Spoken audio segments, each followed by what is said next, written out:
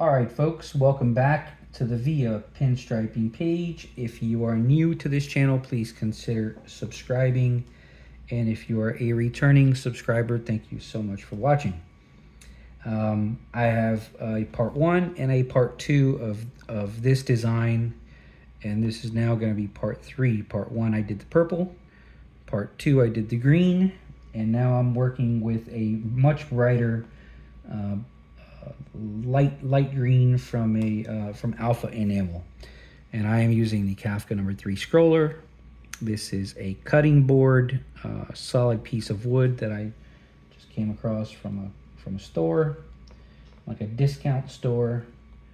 I am reducing with naphtha, and I used Stabilo pencils to create this very thin grid line. Now, this is the final, possibly the final color. I can never really say, to be honest. And now we're just going to try to finish out this design, right? So, not a lot that I feel like I can do, except for just kind of add to some existing shapes, right? I feel like there are some spots that could use some things and some spots where I feel like I need to leave it alone. Let's just go with the spots that I know need some, right? So I feel like this center bit could use a couple of repeaters. So I'm just going to follow this. I'm going to press down and lift. As I go down, I'm lifting, right? Down and lift. Press down and lift. And I'm going to press down and lift. What that's doing is it's just kind of adding a little bit of weight onto an existing design element. I really like how that looks on there. You know, it's interesting because you do these things, and like a lot of the stuff, personally, a lot of what I do I don't like. So even if there's like small things that you've done that I think you look nice, or you think look nice, it really keeps you going. So just that little bit just made me happy. Let's see here. So, man, I just kind of want to add some of those around about. I think it'll about call it done. So I'm going to add maybe 1 and 2 here. Get that one a little closer. 1, 2, let's do 3. 3. Right.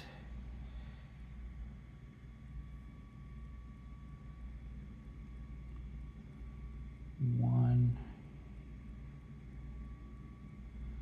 Ooh, that one's not coming out as nice. 1 and 2 and 3.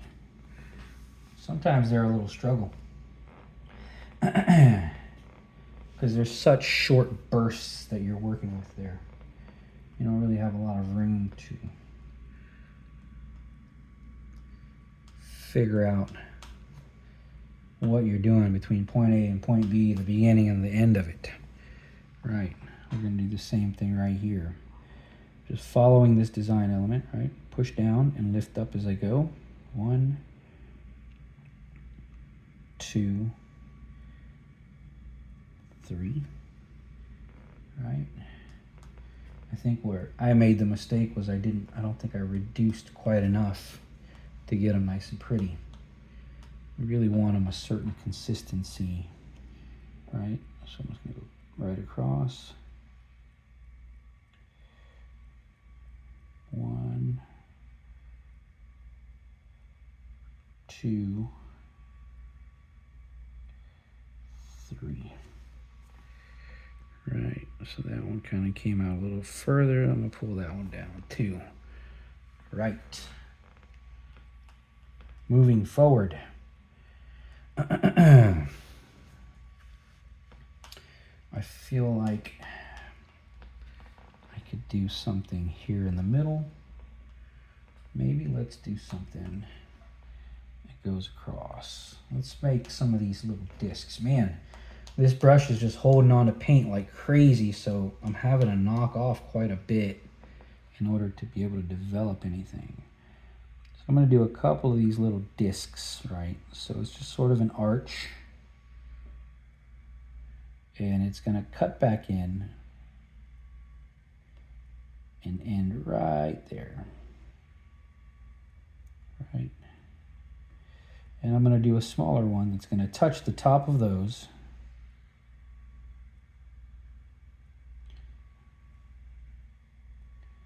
Cut back in and end right there. And if you fill in these edges a little bit, it kind of makes them look rounder.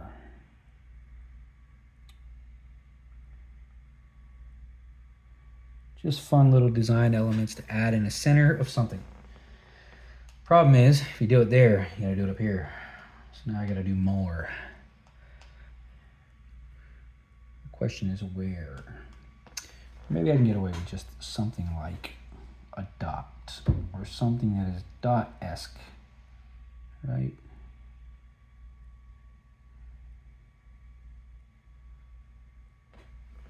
Right. Yeah, I can get away with that. I think that looks okay.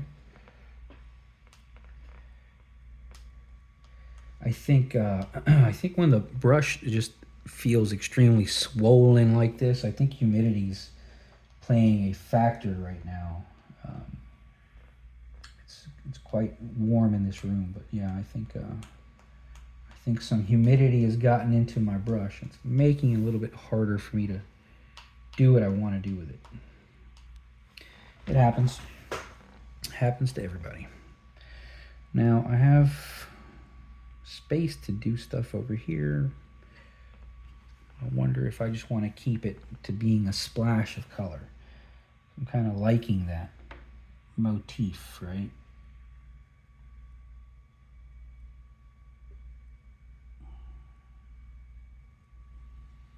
And of course, folks, if it's not that big of a deal, leave it alone. Sometimes you start overworking this stuff and you make a mistake. You're like, ah, why didn't I just leave it? All right. Let's see here. Maybe I could put a couple of dots down here.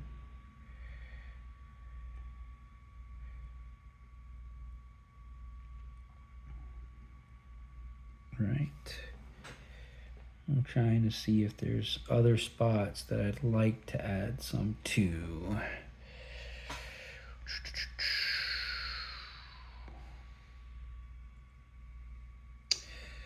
I mean, I got the unders, right? I could add a little bit on the unders.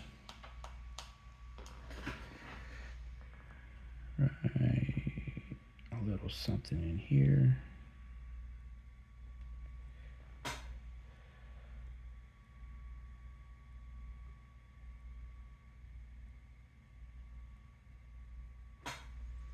A little something in there.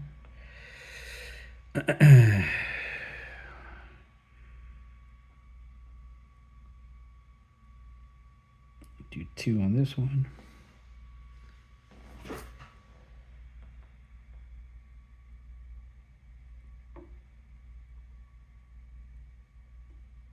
Of course, that one gets a little wonky on me, but not that big a deal.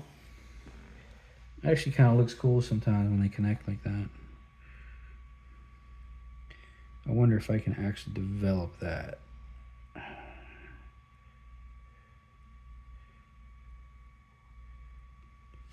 Yeah, kinda. All right, let's see here. I got this space. I feel like it needs something.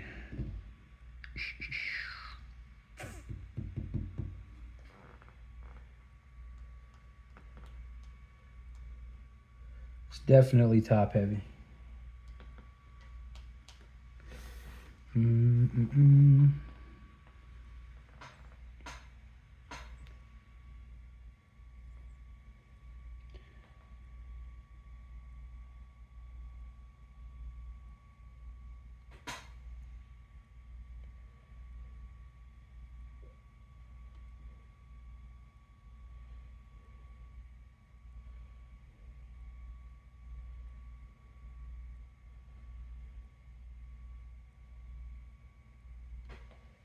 All right, little green dots on top. Let's see here.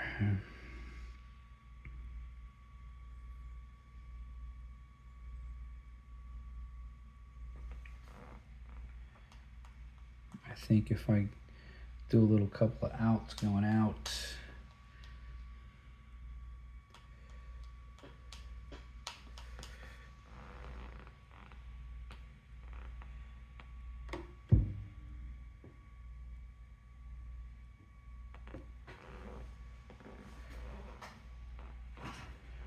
That one's not very opaque, but it looks kind of cool. I'll try to do something on this side. And again, because the camera's in my face, I'm gonna have to stand up.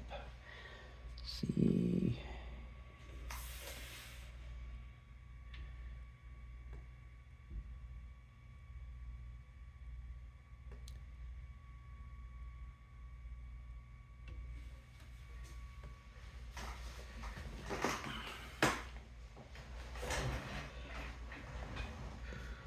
Not quite as cool as that one, but not that big a deal. Let's see if I can just make the bottom a little bit more interesting, right? Give it that upward curve. Now at this point in the design, you're in big danger of sticking your finger in damn near anything because it's all wet. This is all wet on wet, all of it. So everything's still wet. And I think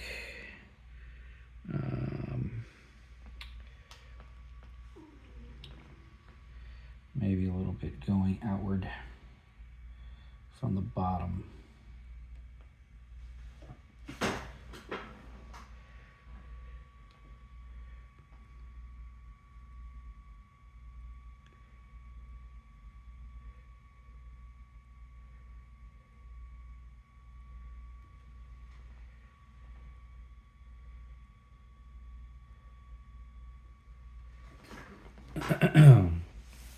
And I think that's it.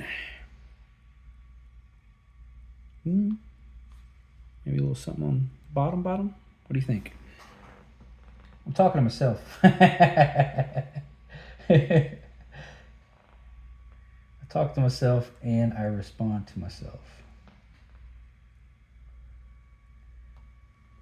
Maybe my signature could be that thing. Let's see here.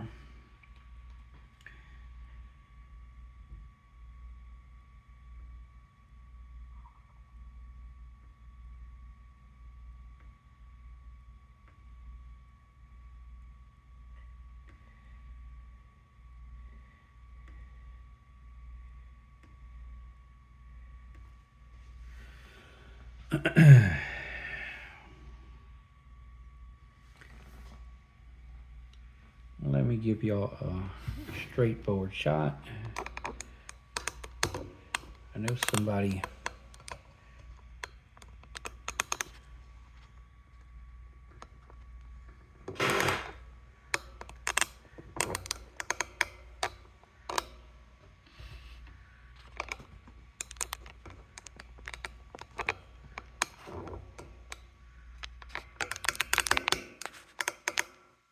sorry if that's making a lot of noise, folks. But I recall somebody at one point said, could you please end with a somewhat of a straightforward shot at the end so I can get a good look at the design. And I thought that's a great idea because I always just end the video and I never really give people the straightforward angle. So I'm going to give this thing my signature. I'm calling it done.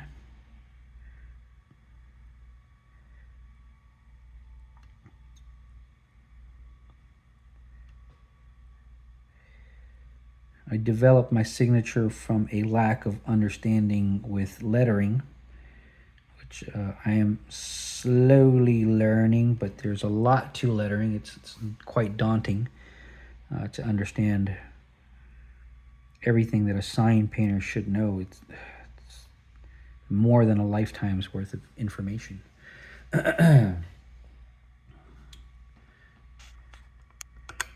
And so my phone, this thing that I use to, let's see here.